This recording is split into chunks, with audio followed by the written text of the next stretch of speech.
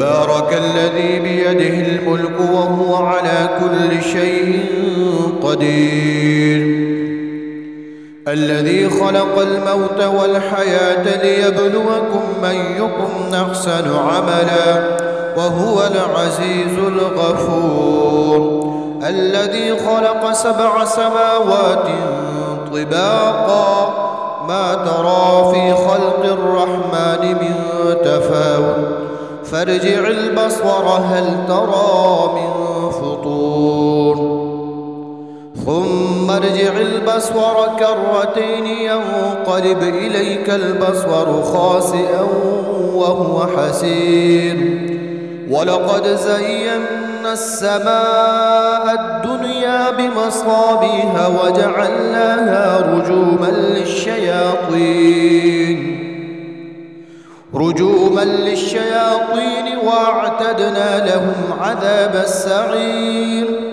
وللذين كفروا بربهم عذاب جهنم وبئس المصير إذا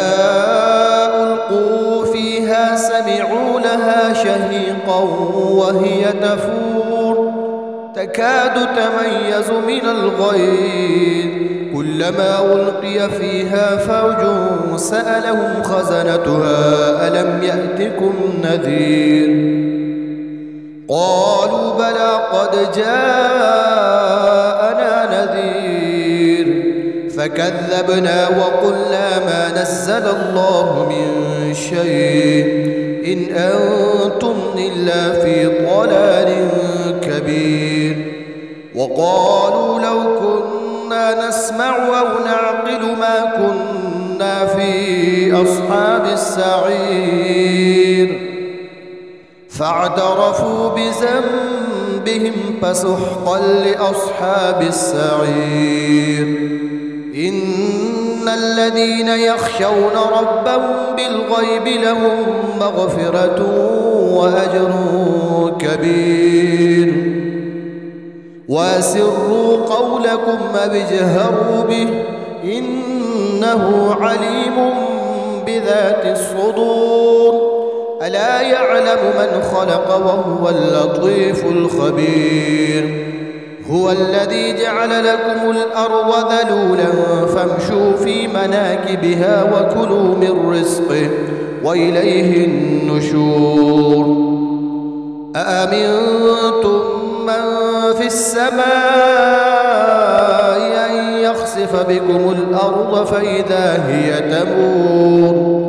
أم أمنتم من في السماء أن يرسل عليكم حاصبا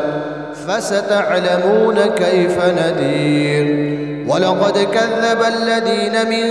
قبلهم فكيف كان نكير أولم يروا إلى الطير فوقهم صافات ويقبض ما يمسكهن إلا الرحمن إنه بكل شيء بصير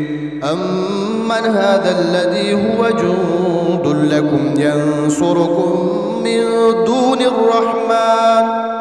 إن الكافرون إلا في غرور أمن هذا الذي يرزقكم إن أمسك رزقه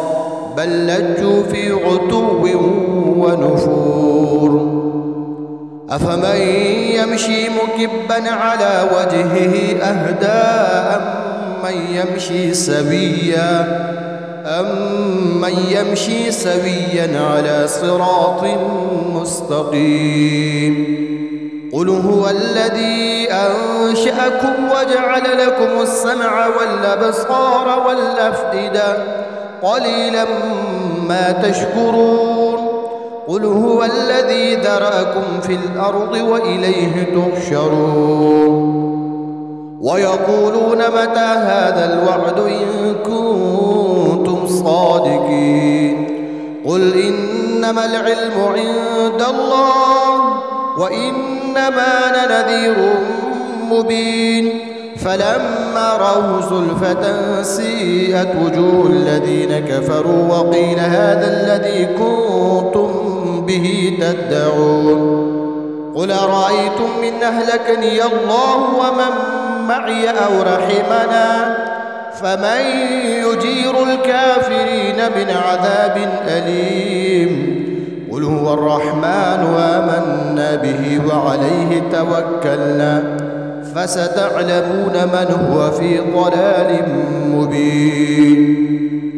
قل أرأيتم إن أصبح ماؤكم غورا فمن يأتيكم بماء معين